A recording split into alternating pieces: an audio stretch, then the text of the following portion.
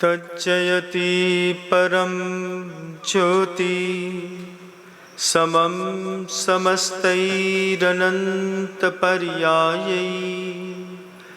दर्पणतल इव सकला प्रतिफलति पदार्थमालिका यत्र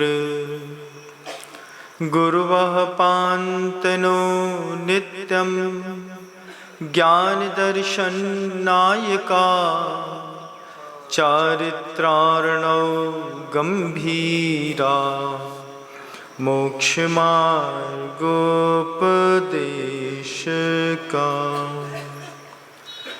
अहिंसा परमो धर्म की जय है। परम पूज्य आचार्य भगवंत गुरुदेव श्री विद्यासागर जी महाराज की जय हो। वर्तमान आचार्य परमेष्ठी गुरुदेव श्री समय सागर जी महाराज की जय हो। समस्त मुनि संघ की जय हो। परम पूज्य मुनि श्री विनम्र सागर जी महाराज की, मुनि संघ की जय हो। राजा और मंत्री दोनों एक साथ घूमने के लिए राजमहल में निकले। तो जब वे अपने राजभवन के तालाब में वापिका में पहुँचे तो राजा की इच्छा हुई मैं भी वापिका में स्नान करके थोड़ा अपने आप को ठंडा कर लूं। और राजा की भावना चूंकि अचानक बनी थी, मंत्री बगल में थे, तो राजा ने मंत्री को अपनी राजमुद्रा दे दी। राजमुद्रा दे दी, दे करके मंत्री जी से कहा कि मैं थोड़ा जल क्रीड़ा करके आता हूँ, ये राजमुद्रा आप संभालिएगा। अब राजा की उंगलियां मोटी थी, मंत्री की निश्चित है खान पान का खेल होता है। मंत्री की उंगलियां पतली थीं। राजा की राजमुद्रा मंत्री ने अपने उंगली में डाली और विश्वस्त थे दोनों एक दूसरे के, तो मंत्री चले गए। कुछ घूम करके कहीं और पहुँचे। पहुँचने के बाद मंत्री अपने घर चले गए। घर चलने के बाद पूरी रात बिता ली। सुबह हो गई। सुबह होकर के स्नान ध्यान इत्यादि से निवृत्त होकर के जब मंत्री जी वापस राजमहल जाने को हुए तो उनको याद आई कि राजा ने कल शाम को एक मुद्रा दी थी। हाथ में देखा तो अंगुली में वो अंगूठी गायब थी। अब राजा की कोई दी गई राजमुद्रा, वो भी महंगी, और हाथ से गायब हो जाए, मंत्री की जान सदके में आ गई। तैयार हुए मंत्री जी वापस अपने कक्ष पे जाकर के बैठ गए। पत्नी से दरबान को बोला कि जाकर के राजमहल में सूचना दो, मंत्री जी का स्वास्थ्य ठीक नहीं है इसलिए वो नहीं आए। जायज़ है, ऐसा ही होता है। और मंत्री जी ने पूरा घर छान मारा। घर छान मारने के बाद भी उनको राजमुद्रा नहीं मिली। राजमुद्रा नहीं मिली। एक दिन, 2 दिन, 3 दिन गुजर गया। मंत्री जी ने जहां से राजा ने राजमुद्रा दी थी वहां से लेकर के रास्ते की पूरी रैकी करके और कमरे में आकर के सब टटोल करके, कई बार ऐसा होता है जब कोई चीज़ गुम जाती है तो हम वहाँ भी खोजते हैं जहाँ उसके मिलने की कोई उम्मीद नहीं होती। आपने भी इस बात को कई बार अपने जीवन में तय किया होगा। और मंत्री ने सब खोजा। खोजने के बाद भी जब वो राजमुद्रा नहीं मिली, पत्नी मंत्री जी से पूछती है व्हाट हैपेंड। अंग्रेजी में नहीं पूछती है, पूछती तो अपनी भाषा में है, स्वामी क्या हो गया। मंत्री जी ने कहा कि 3 दिन से वो राजमुद्रा राजा ने दी थी, वो हाथ से कहीं गिर गई। राजा क्या सोचेंगे। राजा सोचते होंगे कि बड़े हीरे और राजमुद्रा के लोभ में मंत्री ने वो मुद्रा चुरा ली, मेरी प्रतिष्ठा पूरी खत्म हो जाएगी। तो मैं सबसे पहले ये खोज रहा हूं कि क्या है, कहाँ है वो मुद्रा। 3 दिन तक खोजने पर जब पत्नी कहती कुछ मिला तो है नहीं, सुना है नगर में उपवन में मुनिराज का संघ आया है, वे सबको सब बताते हैं, क्यों ना उनके पास जाकर के आप पूछ लो। तो मंत्री सोचते हैं मैं अपने धर्म का पालन करने वाला हूं, वो जैन मुनि है, मैं जैन मुनि के पास जाकर के कुछ पूछूंगा और लोग देखेंगे तो हंसेंगे, लोग देखेंगे हंसेंगे, तो इससे अच्छा मुझे वहां नहीं जाना। बात बिल्कुल ठीक है। कई जगह कई ग्रंथों में ऐसा भी लिखा हुआ है, हस्तिनापि ताड़ेपि ना गच्छेत् जैन मंदिरम। अगर सामने से पागल हाथी आ रहा हो और इस तरफ जैन मंदिर हो और इस तरफ जैन संत निवास हो, बीच में आप खड़े हो, हस्तिनापि ताड़ेपि ना गच्छेत् जैन मंदिरम, ऐसी सूक्तियां भी कुछ ग्रंथों में कहीं कहीं पर आपको देखने को मिल जाएगी। उस सूक्ति के अर्थ में कहते हैं कि सामने से पागल हाथी मदमस्त होकर के आ रहा है, पीछे जाने की कोई जगह नहीं है, इस तरफ जिनेंद्र भगवान का मंदिर है और इस तरफ जैन संत निवास है, तो हाथी के पैर के नीचे आकर के मर जाओ, लेकिन किसी भी शर्त पर न मंदिर के अंदर घुसो न संत निवास के अंदर घुसो। आपको लगता है कि किसी संप्रदाय में इतनी कटुता नहीं होगी, लेकिन जब आप खोजेंगे इस कारिका को तो मिलेगी। ऐसे भी धर्म है जिनको जैन संत और जैन मंदिर से अत्यधिक दुराभाव है, इसलिए उन्होंने ऐसी कारिका अपने ग्रंथ पे लिखी। फिर बाद में जब उसका संशोधन किया, देखा, पता चला, तो वास्तव में उस कारिका का अर्थ था हस्तिनापि ताड़ेपि ना गच्छेत् जन मंदिरम। जन मंदिर लिखा था। जन मंदिर का मतलब जहां पर 7 जात का आदमी बैठ करके दुनिया भर के पाप करता हो। मान लीजिए सामने से एक पागल हाथी आ रहा है और पागल हाथी आते पर इस तरफ वैश्यालय है, इस तरफ मदिरालय है, तो ना वैश्यालय में जाओ ना मदिरालय में जाओ, दोनों तरफ मत जाओ, भले हाथी के पैर के नीचे दब के मर जाओ, लेकिन ना इधर जाओ ना इधर जाओ। वास्तविक कारिका तो ये थी कि हस्तिनापि ताड़ेपि ना गच्छेत् जन मंदिरम, लेकिन ग्रंथों में संशोधन करके जन मंदिर को जैन मंदिर कर दिया। 2 मात्रा बढ़ा देने पर उस पूरी की पूरी कारिका का पूरा अर्थ बदल गया।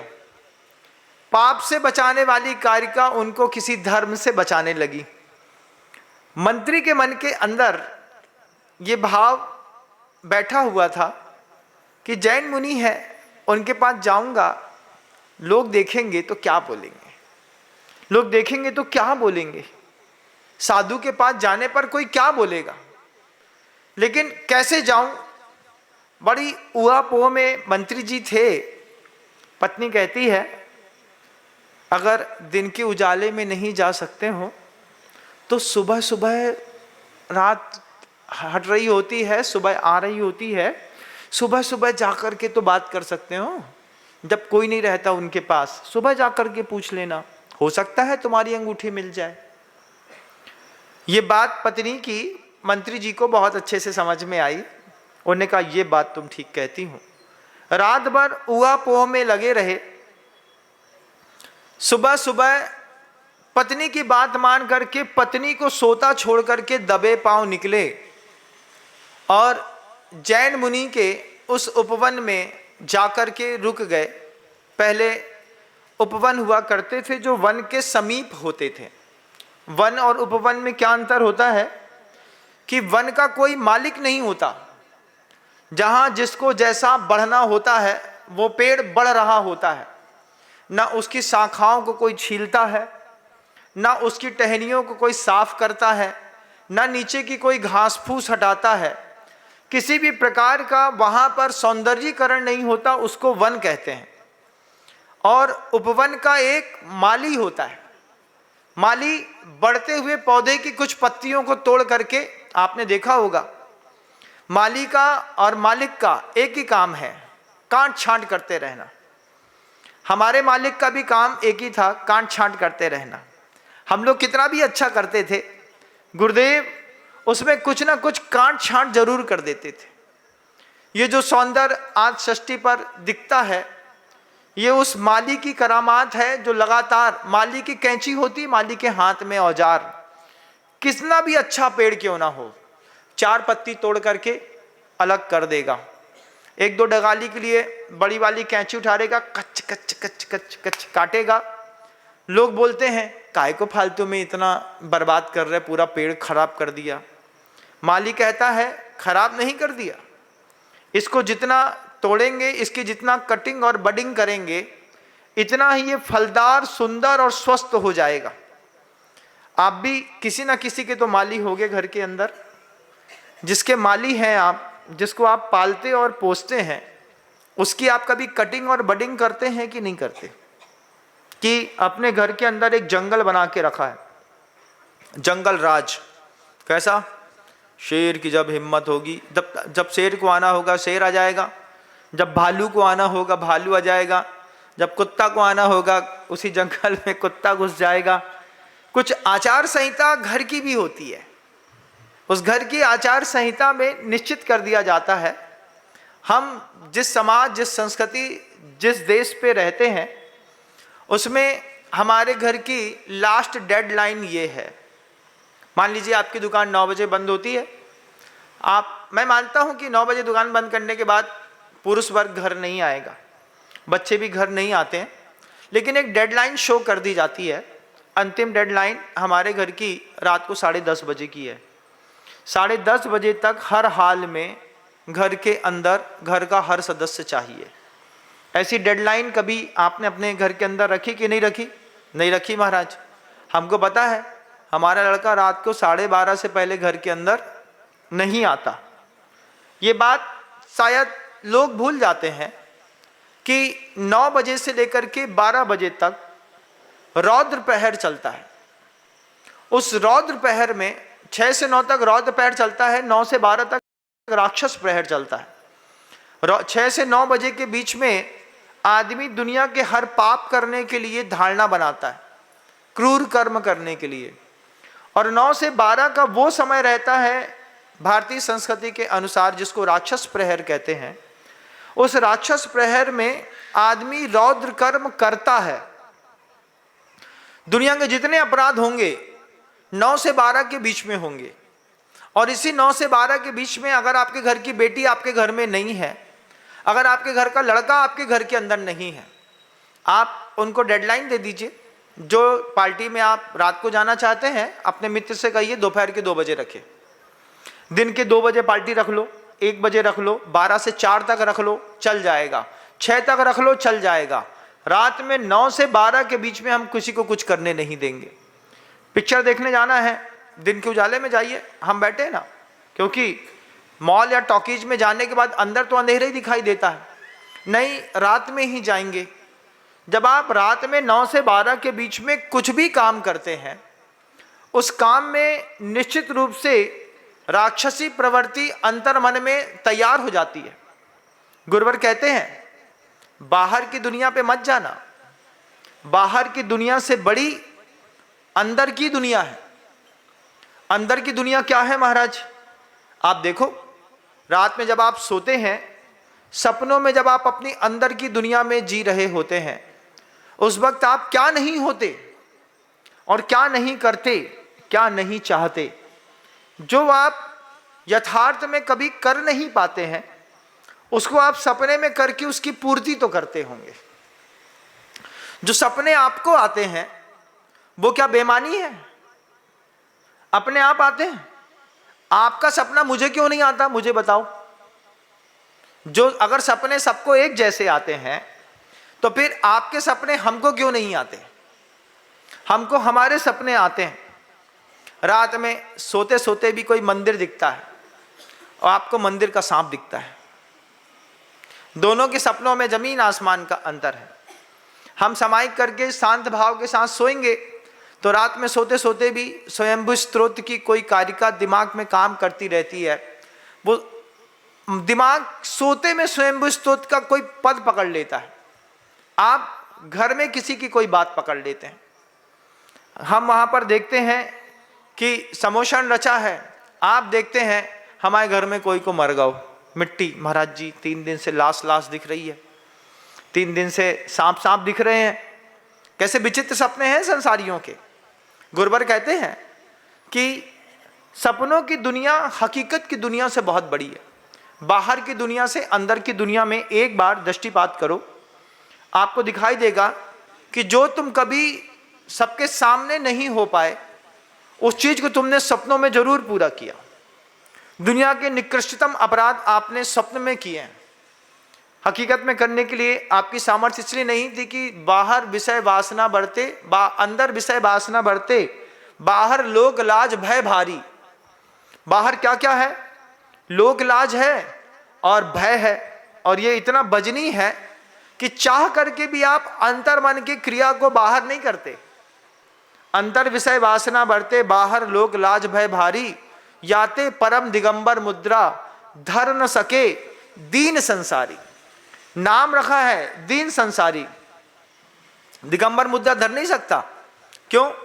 अगर दिगंबर शरीर हो गया और मन के अंदर का अंतर विषय वासना बढ़ते, अगर अंदर में विषय वासना होगी तो दिगंबर शरीर में 1 सेकंड नहीं लगता दृष्टिगोचर हो जाएगी। तो वो इसलिए दिगंबर मुद्रा को अपनाता नहीं। गुरुवर बार बार इस बात को कहते हैं कि अंतर की दुनिया को एक बार देखो, अंतर की दुनिया में तुम कौन हो। फिर गुरुवर ये भी कहते हैं कि अंतर की दुनिया में तुम कौन हो पहले ये तय करो, फिर ये तय करो कि तुम्हारे मरने का मूल कारण क्या है। 4 चीजें तत्वार सूत्र में लिखी है। सुख दुख जीवित मरणोपग्रहाश्य, ये 4 पुद्गल के ऊपर का उपकार है। गुरुजी कहते हैं अपने मरने की सही वजह ढूंढो। हम सबसे कहते थे गुरुजी साथ में रहते हुए, अपने जीने की सही वजह ढूंढो। क्यों जी रहे हो?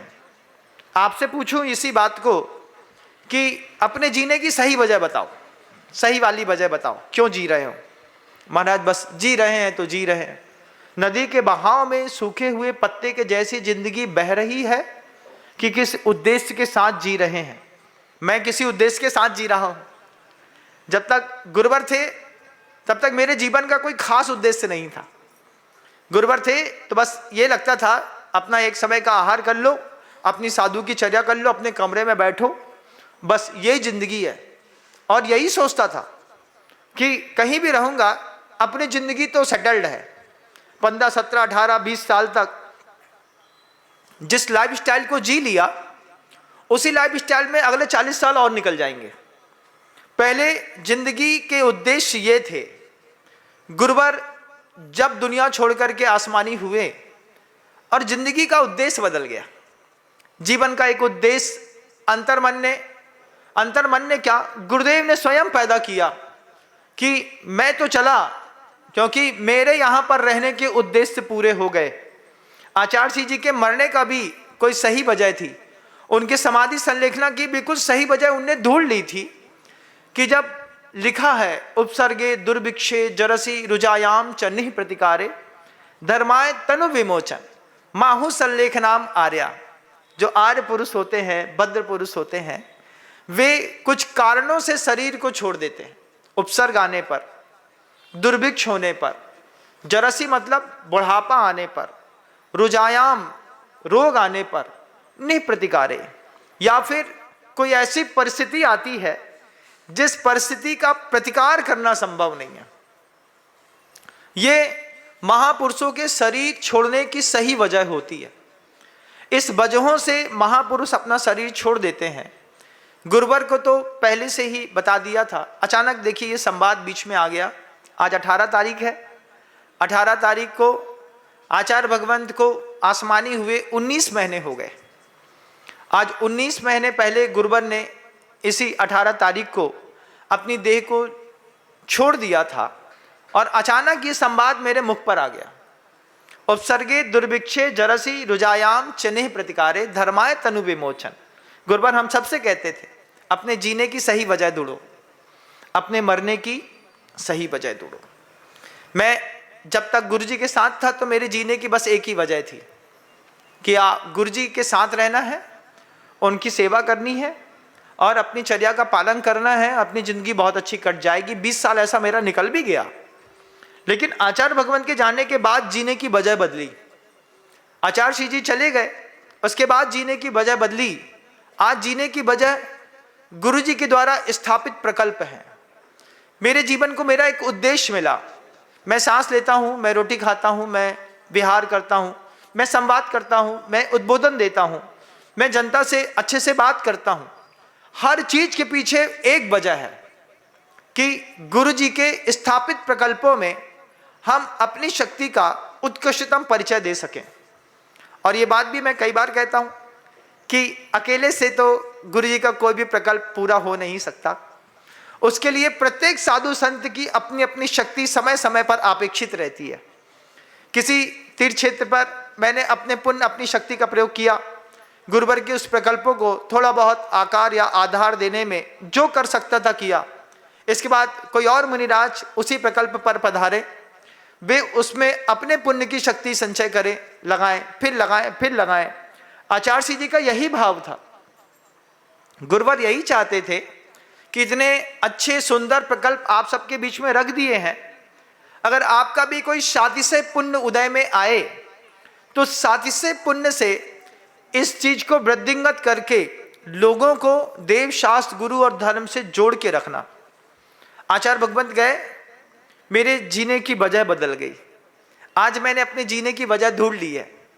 उसी के लिए मैं शावकों के घर में जाता हूँ, आहार पानी इत्यादि लेकर के चला आता हूँ। एक ही चीज सोचता हूँ कि जिस वजह से रोटी खाई है वो काम पूरा होना चाहिए, सुबह हो या शाम। मेरे जीने की वजह है, मेरे सुख की वजह है, मेरे दुख की वजह है, मेरी मरण की भी कोई वजह होगी। मैं अपनी वजह ढूंढता हूं, आप अपनी वजह ढूंढिए। किस वजह से जिंदा हैं आप, किसके लिए जिंदा हैं आप? मैं अपने गुरु के लिए जिंदा हूं। आप किस लिए जिंदा हैं? आप घर में क्यों रहते हैं? 5 इंद्रिय के असंयम के अलावा किसकी सेवा करी, किसके लिए? और अपने अंतर मन को लेकर के गए। सुबह से लेकर शाम तक जो पैसे के घटाने और बढ़ाने में ये उलझा हुआ मन है, उससे पूछो काहे को इतनी हाय है।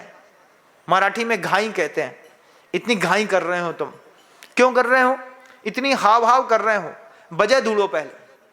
जिंदगी का आनंद नहीं ले पा रहे, जैसे वो मंत्री आनंद नहीं ले पा रहा, आप भी आनंद नहीं ले पा रहे। आपके जीने की वजह आपको नहीं पता।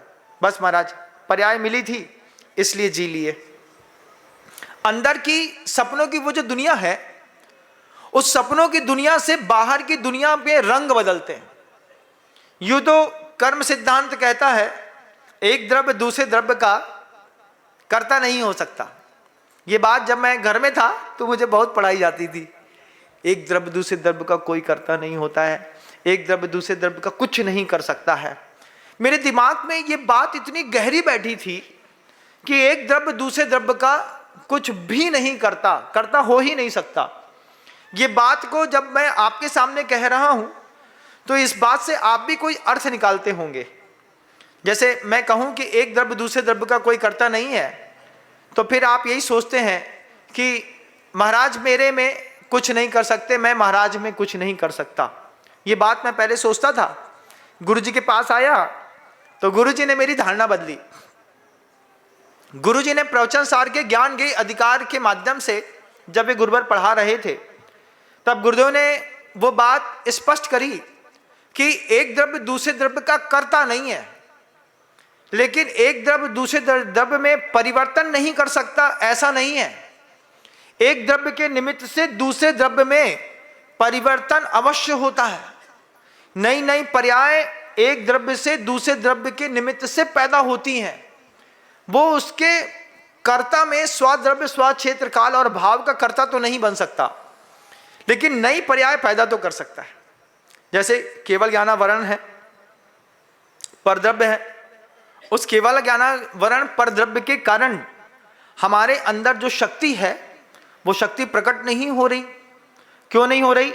एक द्रव्य ने दूसरे द्रव्य का कर्ता तो नहीं है, लेकिन परिवर्तन करके रखा है। अगर एक द्रव्य दूसरे द्रव्य का कुछ नहीं करता तो फिर गुरुजी पूछते थे फिर अपन संसार में क्यों है बताओ? कर्म आत्मा का कुछ करता है कि नहीं करता? करता है। वे हमारे मूल स्वभाव में करता तो नहीं हो सकते, लेकिन एक द्रव्य दूसरे द्रव्य में परिवर्तन कर देता है। परिवर्तन की सामर्थ्य के साथ गुरुवर उदाहरण देते थे, ग्रंथराज प्रवचन सार जी का है, कि जैसे दूध के अंदर एक नीलम डाल दो, नीलम डालने पर पूरा दूध आपको नीला नीला दिखेगा। नीला नीला क्यों दिख रहा है? उसकी पर्याय में परिणमन कराने की सामर्थ्य दूसरे द्रव्य में है। स्फटिक के सामने गुलाब का फूल रख लो, गुलाब का फूल स्फटिक मणि के अंदर घुसा नहीं है, लेकिन उसका रंग स्फटिक मणि की पर्याय को बदल गया।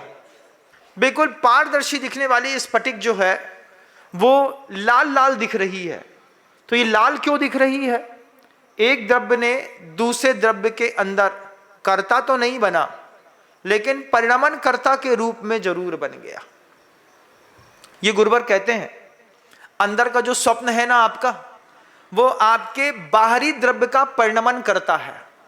आपके मन के अंदर एक ख्वाब बना होगा, मुझे अंदर आपने सपने में कभी सोते हुए सोचा होगा एक बेहतरीन घर बनाना है यार, चाहे कुछ हो जाए। एक बार ख्वाब आ गया, सोते में सपने में किसी का मकान देख लिया, बार बार मकान गूंज रहा है। अब वो लगातार अगर आपके दिमाग में गूंजता है तो फिर आप अपने जीवन का उद्देश्य मकान बनाने पे लग जाते हैं। और ये भी बहुत तय बात है, आप सबका पुण्य इतना तीव्र है कि आज तक आपने जो भी सोचा है वो सब हुआ है। बचपन से लेकर के आज तक अपने पुण्य की ओर एक बार दृष्टिपात करके देखिएगा। दुनिया के सभी महानुभाव से कहना चाहूंगा, जो भी सोचा है तुमने वो मिला है ना तुमको। आज नहीं तो कल, कल नहीं तो परसों। तुमने बचपन में सोचा नए जूते चाहिए, आज नहीं मिले तो कल मिले जूते मिले। आपने सोचा नए कपड़े चाहिए, आज नहीं तो कल, लेकिन आपको कपड़े मिले। आपने सोचा कि मुझे नई बाइक चाहिए, आपको हर पौद्गलिक वस्तु जो आपने सोची है आपको सब मिली है। आपने सोचा ही बहुत हल्का है। कई बार गुरुजी कहते थे, गुरुवर कहते थे, मान लो जिनेंद्र भगवान तुम्हारे सामने आकर के खड़े हो जाएं और कहें मांग बेटा क्या चाहिए, तो क्या मांगेगा? गृहस्थ क्या मांगेगा बताओ? गृहस्थ बोलेगा मोक्ष सुख चाहिए, मुक्ति चाहिए तुमको। नहीं, तुम जिस शरीर पे रहते हो उसी शरीर से संबंधित वस्तुओं की इच्छाएं आपको भगवान के सामने भी पैदा होंगी। एक बस क्या है, पहला सुख हो घर में माया, दूसरी हो निरोगी काया, तीसरा सुख कुलवंती नारी, चौथा सुख पुत्र आज्ञाकारी। ये मांगते हैं आप भगवान के सामने जान करके। भगवान निरोगी काया मिले, बढ़िया अच्छी पत्नी मिल जाए, अच्छा आज्ञाकारी पुत्र मिल जाए, और घर में 2-5 कुंटल सोना पड़ा हो और इनकम टैक्स की रेट ना पड़े। भगवान के सामने इसके अलावा और क्या चाहिए? और जीने को क्या चाहिए? जैसी सोच वैसी बुद्धि, वैसा विवेक, वैसी बातें, इसके अलावा कुछ है नहीं। आचार्य जी कहते हैं ये अंतरंग की दुनिया तुमने जो बाहर बसा करके रखी है और मेहनत करते हो, ये तुम्हारे जीने की वजह है। अपने जीवन जीने की वजह का परिष्करण करो। क्यों जिंदा है इस बात के लिए परिष्करण करो। अभी एक गृहस्थ मेरे पास आकर के बोला बड़े प्यार से, गुरुदेव आपने दान दिलवा करके हमारे परिवार के ऊपर बड़ा एहसान किया। हमने कहा दे भी रहा है और एहसान भी मान रहा है। पहला भव्य मिला कि जो देने के बाद, नहीं तो देने के साथ ही मुंह उतर जाता है, ये भाई कैसे पैसा चुके हैं।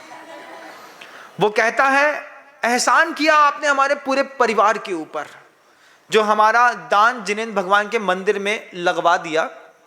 हमने कहा क्या एहसान किया? बोला कल तक अपनी पत्नी के निमित्त से कमाता था, आज मैं अपने प्रभु के निमित्त से कमाऊंगा।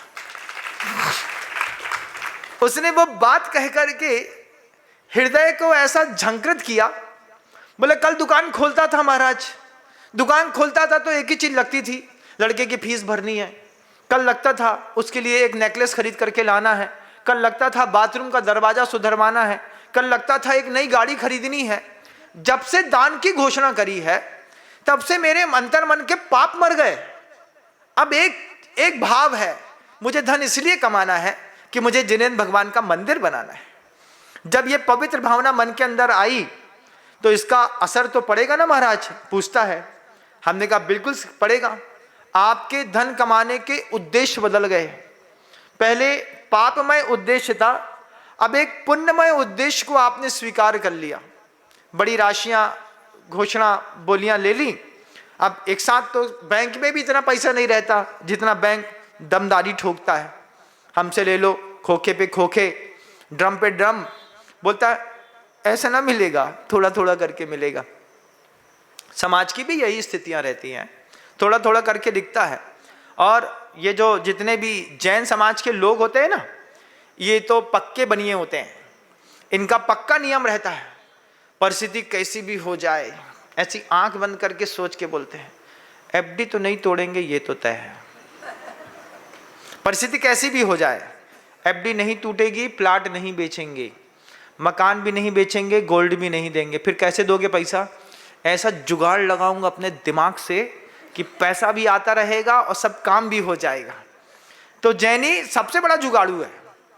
वो कभी भी अपने रखे हुए सेव किए हुए पैसे में आज तक हाथ नहीं लगाया जैनियों ने। जैनियों के पैसे भले सरकार खा गई, लेकिन जैनियों ने खुद अपने पैसे नहीं खाए। बैंक में रखा पैसा है। आप मुझे बताओ, आज से 30 साल पहले एक एफडी कराई होगी आपने। हाँ महाराज, आपको कैसे पता? हमको सब पता है, हमने भी कराई थी। वो एफडी आज तक बैंक में ही रखी है, उसको कभी निकाला नहीं। मन में बस ज्ञान के अधिकार का प्रयोग करके एक भ्रम पाल लिया, हम करोड़पति हैं। जैसे आपने एक भ्रम पाल लिया, हमारी 100 करोड़ की संपत्ति है। 100 करोड़ की संपत्ति का भ्रम पाल लिया। काम में क्या आ रहा है? काम में तो महाराज बस जो है तो बस वो है। जितने भी बड़े बड़े इंडस्ट्रिस्ट होते हैं, इनको एक लेवल के बाद पैसे के उपयोग करने की कीमत खत्म हो जाती है। कितना उपयोग करेंगे? 2 गाड़ी में चल नहीं सकते, 2 घड़ी एक साथ पहन नहीं सकते। मान लो 4-4 करोड़ की 2 घड़ी एक साथ पहन लो तो सामने वाला क्या बोलेगा बताओ? दोनों हाथ में एक एक घड़ी पहन लो। अच्छा, एक कंपनी इसमें राडो की पहन लो, इसमें प्लासो की पहन लो, और 4-4 करोड़ की घड़ी पहन करके किसी से हाथ मिलाओ, दोनों से मिल करके, दोनों गोल्ड की हैं। लोग बोलेगा कुछ ज़्यादा ही बड़ा मूर्ख है। क्यों? 2 घड़ी एक साथ पहना है, एक शर्ट के ऊपर एक और शर्ट पहन लो, और इधर से वो दूसरी वाली शर्ट दिख रही हो तो यहाँ का आईजामाजी सटकेला है। लोग एक नया शब्द बोलते हैं, 1 नंबर का झक्की है। झक्की शब्द सुना है क्या? नहीं सुना? जिसको इधर का भेजे में सिर्फ 50 ग्राम का अंतर रहता है, महापुरुष में और सामान्य पुरुष में सिर्फ 50 ग्राम का। उनका ये 50 ग्राम ज्यादा रहता है, गृहस्थ का 50 ग्राम नहीं रहता। हाइट, हेल्थ, पर्सनालिटी, वजन सब अच्छा है। 2 बच्चों में एक में 50 ग्राम ज्यादा, एक में 50 ग्राम कम। बोला 50 ग्राम क्या कम हो गया? बोले ये ऊपर का जो भेजा था ना, बस यही 50 ग्राम कम है। कितना भी संपन्न व्यक्ति हो, 2 शर्ट एक साथ पहन नहीं सकता, 2 घड़ी एक साथ पहन नहीं सकता, एक चश्मे के ऊपर दूसरा चश्मा जोकर तो लगा सकता है, लेकिन समझदार आदमी नहीं लगा सकता। अब तुम इतने भी हीरो नहीं हो कि एक पैर में एक कंपनी का जूता पहनो, दूसरे में दूसरी कंपनी का पहन के निकलोगे तो फिर क्या लोग बोलेंगे? मेरा नाम जोकर, मेरा जूता है जापानी, ये पतलून इंग्लिस्तानी, सर पे लाल टोपी रूसी, फिर भी दिल है हिंदुस्तानी। जोकर तो बन नहीं सकते महाराज, तो फिर क्या बनना है? सीधी सादी जिंदगी है। एक काला पैंट पहन लो, एक सफ़ेद शर्ट पहन लो, एक पतली सी, ज़्यादा नहीं, 2-2.5 तोले की एक माला पहन लो। ज़्यादा मोटी पहन लो तो भी दिक्कत है। लोग बोलेंगे जे देखो जे नए पैसा वाले पैसा दिखा रहे हैं हमें। जितना तुम्हारे घर में सोना हुई है ना बेटा, उतना तो हमारे घर में कूड़ा करकड़ में हीरा पड़े हैं, जाके देखाओ। लोग ऐसा भी दम पटकने वाले मिल जाएंगे। तो ज़्यादा शो ऑफ नहीं कर सकता जैनी। एक बार बना लिया, अब क्या है? अब बैंक में भरते जाओ भरते जाओ भरते जाओ। दुकान थी किराने की, घर में मोटी मोटी घूसें थी। घूस समझते हैं? मोटा चूहा होता है बड़ा वाला, थोड़ा साइज बड़ा होता है। वो अपने पंजे से पूरी जमीन खोद देता था। जमीन खोद करके रात भर में मिट्टी का इतना बड़ा ढेर, जैसे किसी लेबर ने 4 तसला मिट्टी ला करके रख दी हो, वो इकट्ठा करके वहां पे धर देता था। सुबह जाकर के उसके बिल में थोड़ा सा और फोड़ना पड़ता था, तो उसके बिल में सुपारी निकलती थी, मूंगफली निकलती थी, दुनिया भर की चीज़ें निकलती थी। फिर उसको उठाओ, फिर उठा करके उसको पानी में धो करके फिर डालो, और फिर सुपारी जो घूस ले गई थी वही तुमने अपनी कच कच कच कच कच कच काटी और मुंह में डाल ली। अब क्या करो, अब पहले उसका बिल फोड़ो, फिर वो मिट्टी वापस उसमें भरो, थोड़ी सी सीमेंट मिलाओ। बहुत नौटंकी होती थी। गृहस्थी बड़ी बेकार चीज है, नहीं रहना चाहिए वहां पे। जब देखता था तो करता था। फिर यहां आया तो उसका चिंतन बदला। जैसे घूस अपने उसमें मूंगफली इकट्ठी कर रही है, सुपारी इकट्ठी कर रही है, ऐसे तुम लोग भी घूस से कम नहीं हो, थोड़े मोटे वाले घूस हो। इसमें क्या है? बोले बैंक में महाराज इकट्ठा किए जा रहे किए जा रहे किए जा रहे। आज बाबा की झोली में जाने दे जाने दे जाने दे। भैया काम क्या आएगा? उद्देश्य महाराज जी पलटा हुआ है। हम जीते ही पैसे कमाने के लिए हैं। पैसे के उपयोग करने वालों में जीने वालों की संख्या बहुत कम है। पढ़े लिखे लिटरेट लोग होते हैं जिनका देशावकाशिक परिग्रह प्रमाण इत्यादि व्रत होते हैं, वे सीमित करते हैं। मेरी 70,000 की पेमेंट है, इस 70,000 की पेमेंट में मैं अपना पूरा जीवन प्रत्येक महीने को जीऊंगा। जीने के बाद 20,000 रुपये बचेगा तो शाम को जाकर के गुल्लक में डाल दूंगा, क्योंकि अगले महीने फिर मुझे 70,000 मिलने वाले। ऐसे परिग्रह प्रमाण व्रत सबके पास उपलब्ध नहीं है। आचार्य भगवंत ने जो 2 बात कही, पहली बात, अपने जीने का, मरने का, सुख का, दुख की सही वजह ढूंढो। आप सबसे कहना चाहता हूं, अपने दुख की सही वजह ढूंढो। अभी जो बैठे बैठे दुख हो रहा है उसकी सही वजह ढूंढो। अपने सुख की सही वजह ढूंढो, जीवन की सही वजह ढूंढो, मृत्यु की भी सही वजह ढूंढो। पर्याय छोड़ करके जानी है तो क्यों जानी है? जब आप खुद तय कर लेंगे कि अब मुझे पर्याय ऊब गया, मैं इस पर्याय से भोगते भोगते, फिर नई पर्याय मिलेगी। तो जब नई पर्याय मिलेगी, गुरुवर कहते हैं गंभीर और बड़ी बात, नई पर्याय मिलेगी तो नई पर्याय के लिए यहां पर कुछ इकट्ठा किया कि नहीं किया? यहां पर क्या इकट्ठा करना था महाराज? इतना पैसा इकट्ठा किया, सब बच्चे को दे करके जा रहे हैं, पूरा बैंक बैलेंस दे करके जा रहे हैं, सोना चांदी हीरा मोती। ये तो बाहर की दुनिया थी। अंतरंग की दुनिया में कुछ खजाने इकट्ठे करने पड़ते हैं। कैसे खजाने? गृहस्थ जीवन में रहो या साधु जीवन में, कुछ जप का खजाना इकट्ठा करते चलो। वैदिक संप्रदाय में देखना, 12-12 साल तक राम नाम की साधना करते हैं। राम राम राम राम राम राम, सुबह से लेकर शाम तक राम राम निकलता रहता है मुंह से। उनसे कुछ पूछो, राम। पूछो, गुस्सा जाए, राम। वो कुछ भी बात कहेंगे, बोलेंगे मुंह से राम।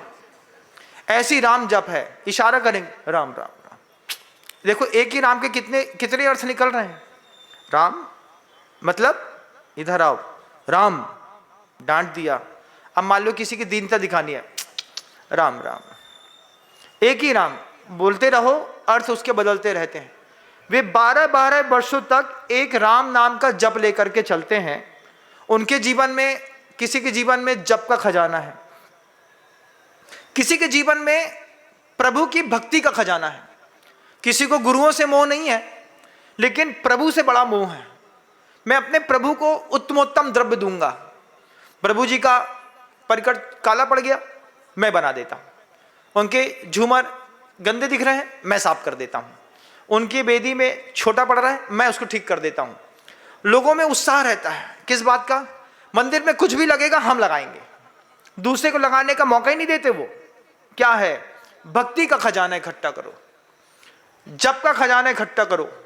अपने पर पर्याय के लिए पूजा का खजाना इकट्ठा करो। पूजा इकट्ठी मत करो, पूजा बेकार है, कोई काम ना आएगी, जो तुम्हारे साथ रहती है। पूजा करो। पूजा क्या है?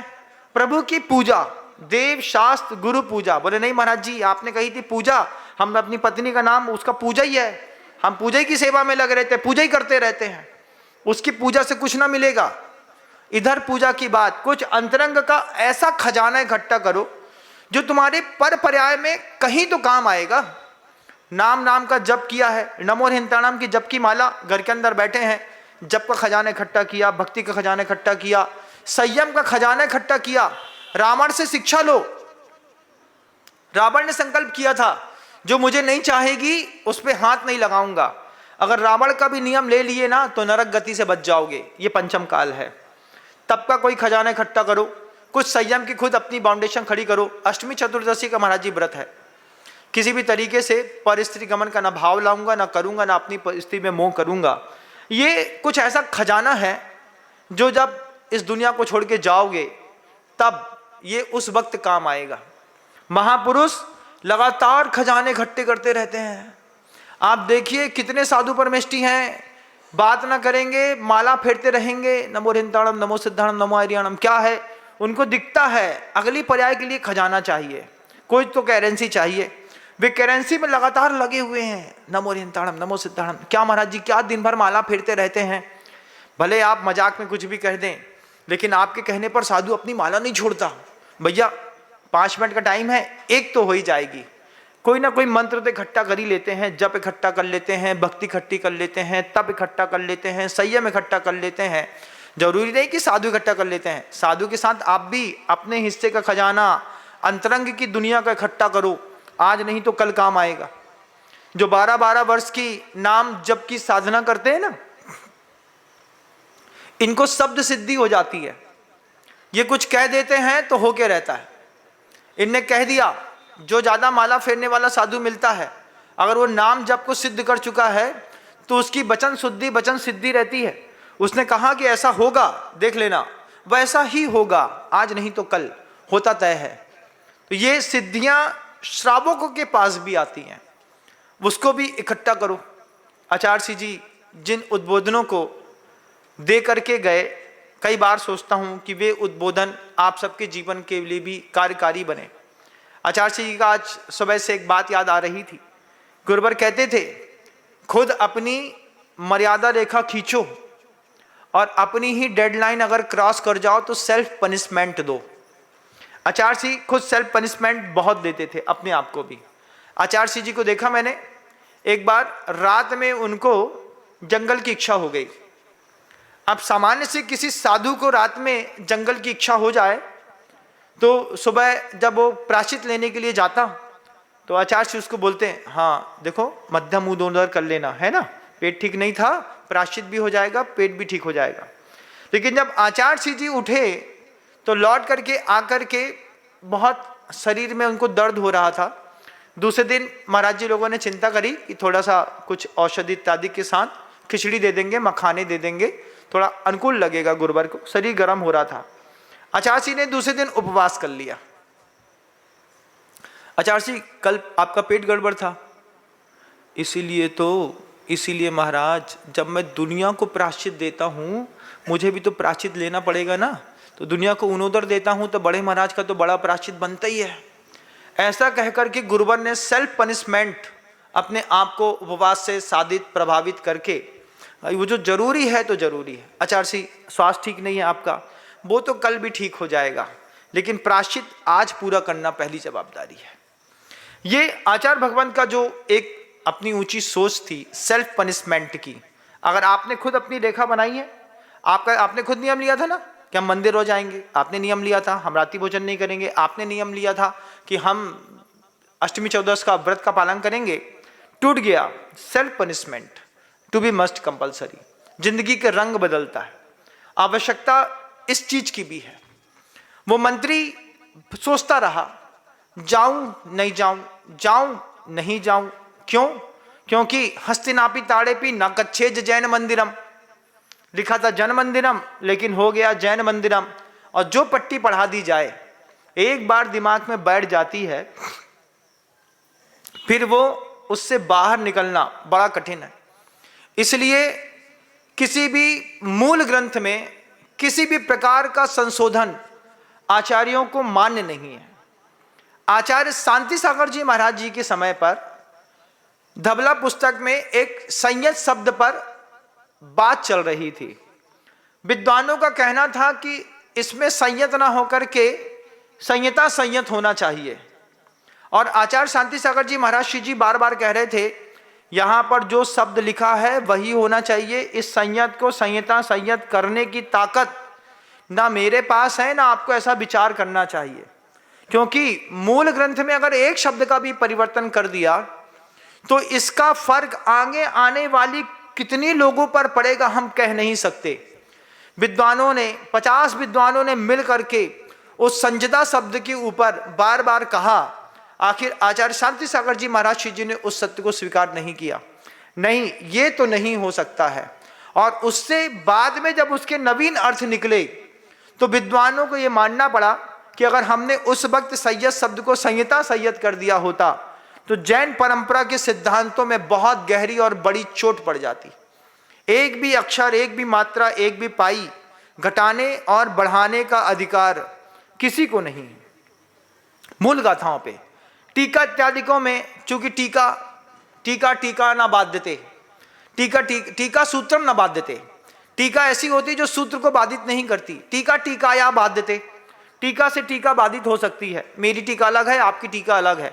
मेरी टीका से आपकी टीका में बाधा पहुंच सकती है, लेकिन मूल परंपरा में किसी भी प्रकार की बाधा नहीं पहुंचनी चाहिए। आचार्य भगवंत ने बार बार वो बात कही कि अगर एक भी शब्द बदल दिया तो परंपरा में कितना फर्क पड़ जाता है। सोचिए, जहां लिखा था न गच्छेत जन मंदिरम, वहां लिख दिया 2 मात्रा बढ़ा करके, क्योंकि वर्ग रहता है।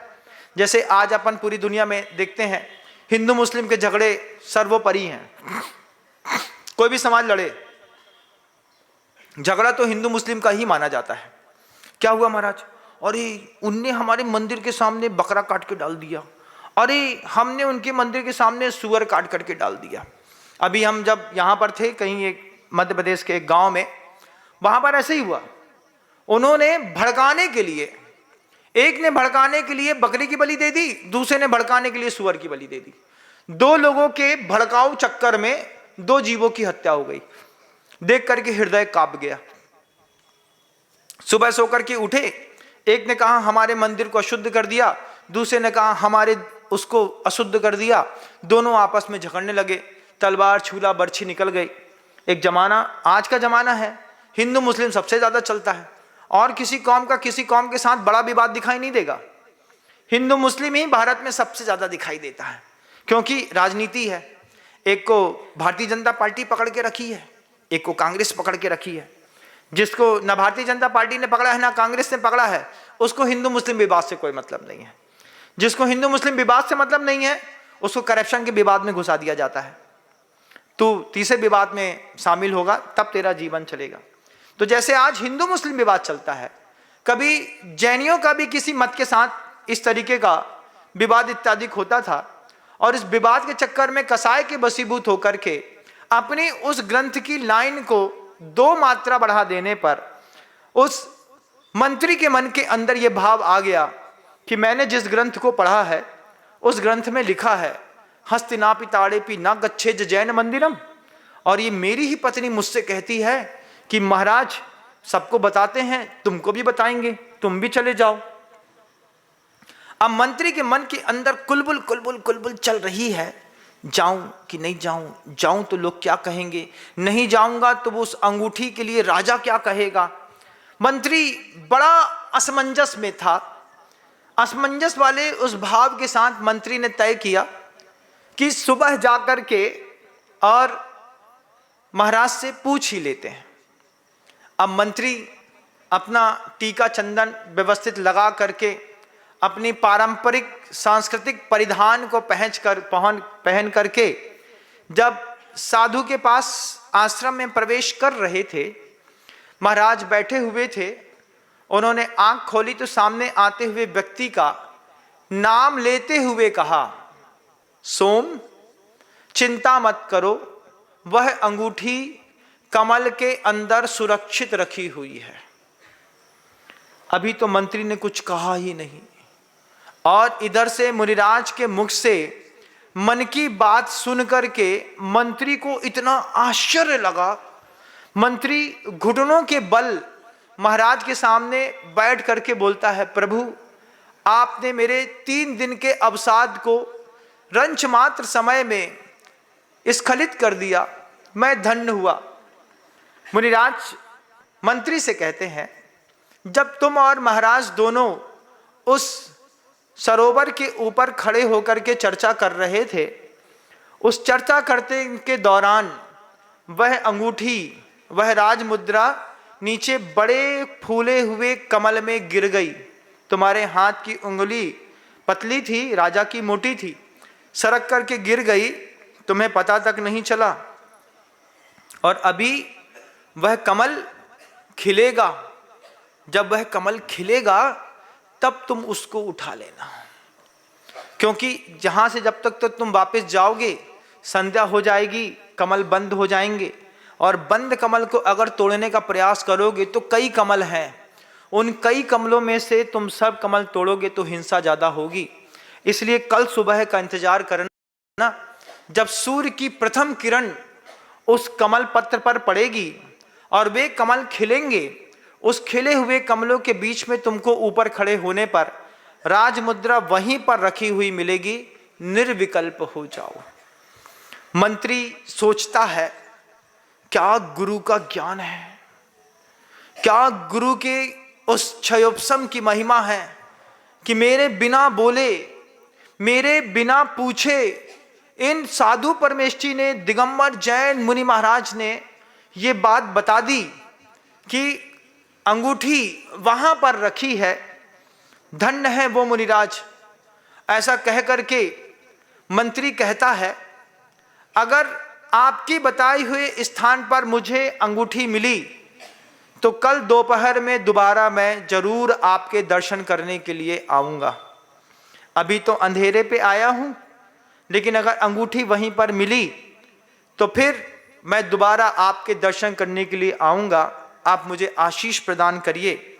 ऐसा कहकर के मंत्री बहुत तीव्र गति से आश्रम से इसलिए बाहर हो गया कि कोई देख ना सके, लेकिन मन के अंदर भाव लगातार उहापोह चल रही थी कि आखिर उन्होंने बताया कैसे। हो सकता है किसी ने उनको बता दिया हो सकता है कोई गुप्तचर के माध्यम से उन्होंने पता कर लिया हो। और मन के अंदर मंत्री धारणा बनाते चले जा रहे थे कि जैसे ही अगर वो मुझे वहीं पर वह मुद्रा मिली तो निश्चित इन गुरु महाराज के पास आकर के मैं अर्घ्य समर्पित करूंगा। आगे क्या हुआ इसके लिए कल पुनः प्रयास करूंगा। शब्दों को विराम देता हूं। गुरुदेव श्री विद्यासागर जी महाराज की जय। जा वाणी के ज्ञान से सूझे लोकालोक, सो वाणी मस्तक नमो सदा देत हूँ धोख। हे जिन वाणी भारती तो है जपो दिन रैन, जो तेरी शरणागहे सो पावे सूझ।